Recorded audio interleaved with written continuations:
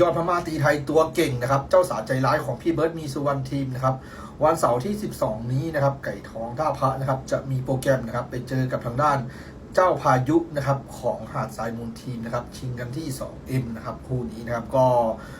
เจ้าสาใจร้ายตัวนี้ครับเป็นลูกเพาะของพี่เบิร์ดมีสุวรรณทีมเลยนะครับพ่อเนี่ยเป็นเจ้าสุดหลักนะครับส่วนแม่นี่เป็นแสนกลมูเซอร์ดัมนะครับตัวนี้เนี่ยเป็นไก่นุ่มๆเลยนะครับเป็นไก่นุ่มๆต้อตุ่มๆเลยนะครับก็ตัวนี้เนี่ยสถิติ2เที่ยวนะครับเที่ยวแรกเนี่ยชมลมนะครับอันกว่านะครับแล้วเที่ยว2เที่ยวล่าสุดนี่ก็เป็นที่คือฮาเลยครับคือฮามากนะครับที่สนามสรีวัฒนะนะครับรวบ1แขนมานะครับไม่จมอันนะครับตัวนี้นะครับโอ้โหเป็นไก่ที่แข่งดีมากนะครับก็ทางชนเนี่ยจะเป็นไก่เหลี่ยมนะครับเป็นไก่เหลี่ยมวิ่งยาวนะครับจุกจิกจกหัวตีนะครับเป็นไก่ที่แข้งดีแข้งลึกนะครับตีลั่นตีปักก่อยหัวดำหมดเลยนะครับตัวนี้นะครับก็เป็นตัวที่น่าติดตามอีก1ตัวนะครับของพี่เบิร์ดมีสุวรรณทีมนะครับส่วนใครดูคลิปเก่านะครับของเจ้าสาใจร้ายนะครับหรือว่าเจ้าพายุนะครับ